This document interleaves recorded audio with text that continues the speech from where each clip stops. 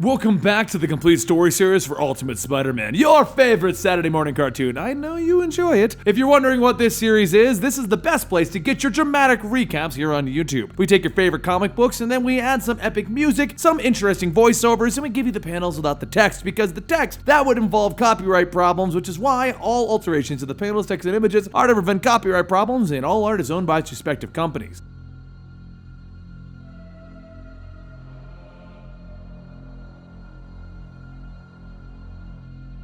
Now this is the second half of Ultimate Spider-Man Volume 6, and in the first half, we discovered Eddie Brock, and we discovered that there was a black symbiote situation that attached itself to Peter Parker until he realized that it was starting to control him. So he ditched it and he destroyed it, except Eddie Brock saw this as his inheritance from his and Peter Parker's father, since they were the scientists that created the symbiote. Then he wasn't about to let Spider-Man destroy it. A janitor stops by the lab to clean when she suddenly hears a man groaning. She steps into the room to see where the sounds are coming from, and then she finds a smoldering blob, and Eddie's voice all distorted as he says, "I'm cold." The woman asks if someone is in there and reaches out to it. The blob lashes out, grabbing the woman, and then shows its fangs as it stuffs her into its mouth. The room falls silent and Eddie pulls himself up, saying to the room, "I'm hungry, but I can't feel anything. I can't even feel my legs. This is all Peter's fault. I need to kill him. I need to kill Spider-Man." The suit begins to wrap itself around Eddie's body and he shouts, "I can do this. I can hold it together.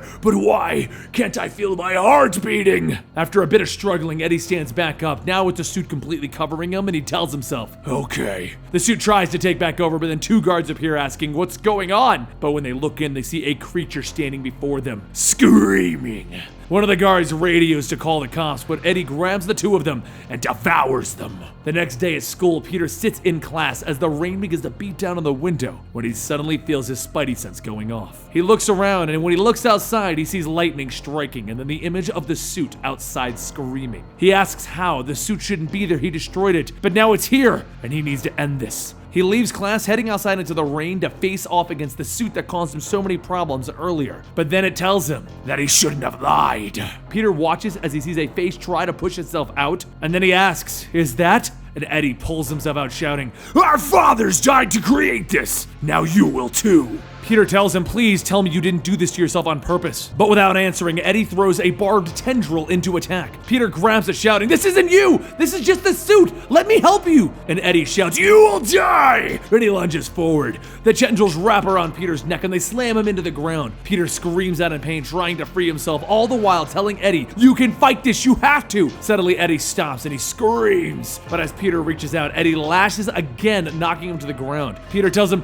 "Fine, I've had enough of this." He jumps, leading Eddie away from the school, and once they're clear of it, they jump at each other swinging. Eddie quickly overpowers Peter and pushes them off of the building, but as they fall, they break through the power lines, shocking the both of them. They fall onto a passing car, causing the car to crash into the side of a building. Peter gets back up, seeing Eddie knocked out, and as he gets closer, his spidey sense begins to go off and the suit grabs him. As it begins to pull him into the blob, Eddie asks, "How does it feel? How does it feel to be a thief and a liar?" But to survive, the suit needs you. It needs to absorb you. Everything begins to fade to black, and Peter jumps out of the blob, shouting, "No!" But Eddie screams, "We need you!" Before Eddie can get back up and attack, Peter runs back in with a tire, cracking and shattering Eddie's face. As Eddie's body flies over the power lines, the sounds of sirens can be heard, and then officers begin to shout for them to stop what they're doing. Peter tells Eddie that he needs to listen, but as the officer sees Eddie in the suit, they open fire on him. Eddie screams out in pain as the officers unload into him, but as he stumbles back, he steps on a live electrical wire. The electricity shoots through Eddie's body, and in a blinding flash, he's turned into a burning puddle. The officers all call out to Peter, but he climbs up the building and escapes. Elsewhere in the city, Nick Fury sits to enjoy his evening dinner when he receives a notification on his watch. He pays the waiter and he walks over to a nearby alley, and as he stands there, he flashes a light. And across from him, someone falls into the dumpster. Nick asks Peter why he's following him, and Peter pulls himself out and asks, "What the hell is that?" Nick tells him that it's something that temporarily paralyzes a person. "So how long has he been following him?" Peter tells him he's not sure since he left their headquarters. Nick laughs, telling him he just followed the leader of the top espionage organization on the entire planet for over an hour. Not bad.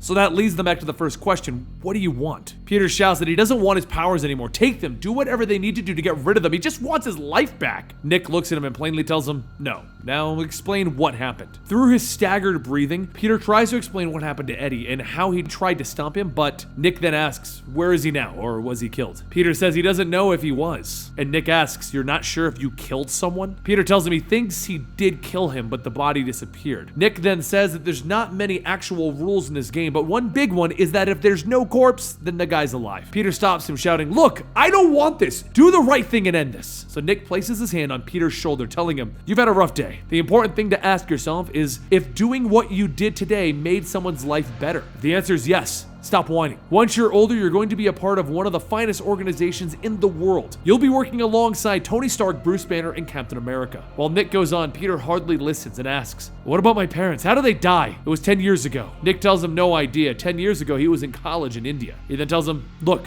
my parents died when I was young too, and it sucks. Just go home and watch one of those videos with the girls doing that booty shaking thing. As he leaves, Nick shakes Peter's hand and tells him, next time he wants to talk, make an appointment or he'll shoot him. Afterwards, Peter decides that he should probably follow back up in the lab to see if he can find some information on Eddie. But what he finds is Eddie's professor, Kurt Connors, drunk at his desk. He tells Peter that it didn't take much to suspect that he was Spider-Man after seeing him on TV wearing the suit. So good on him for that. Kurt then goes on to say they have met before, haven't they? Back when he saved his life when he turned into that thing. Did he happen to tell anyone about it? Peter tells him no, but what exactly happened here? Kurt pours himself another drink, saying how all of everything is gone. The suit, the files, the samples, everything. For a moment, he thought Spider-Man had taken it, but it seems that him and Eddie need to have a talk. Peter explains how Eddie wore the suit too, and then he was, well, he's not sure if he survived. Kurt goes on asking, why is it that people are so hell-bent on wanting to change themselves into monsters? Even Ray Parker. He was a genius and an admirable man of science, but really, he was the one who started this whole decade of genetic nightmares. Peter shouts that his father was trying to cure cancer. Everyone, including him, purposely turned themselves into monsters. But Kurt brushes off the comment, telling him, yeah, well, Einstein wasn't trying to invent the atomic bomb. Just worked out that way. As Kurt talks, his speech begins to slur and he begins to pass out from the drinks. Frustrated, Peter jumps out the window calling out to Eddie. But even with his spider sense going off, Peter finds nothing.